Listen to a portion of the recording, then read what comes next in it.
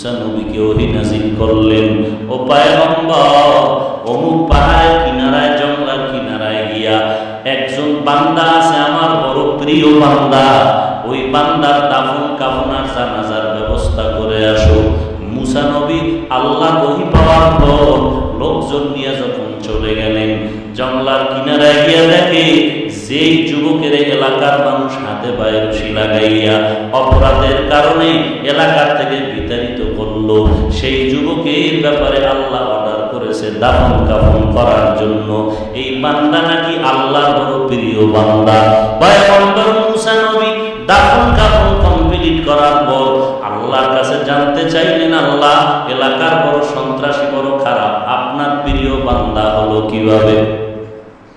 আল্লাহ পাক বলেন, মুসা, তুমি কি জানো না আমি আল্লাহর একটা নাম রহমান? তুমি কি জানো না আমি আল্লাহ পাকের একটা নাম হলো গফফার? বান্দাকে যখন সব এলাকার থেকে মা বাবা ছেড়ে জঙ্গলার মাঝখানে ফেলে তোমরা চলে গেছো, এই বান্দা তখন হাত পা বাঁধা, নড়াচড়া করার কোনো কায়দা নাই।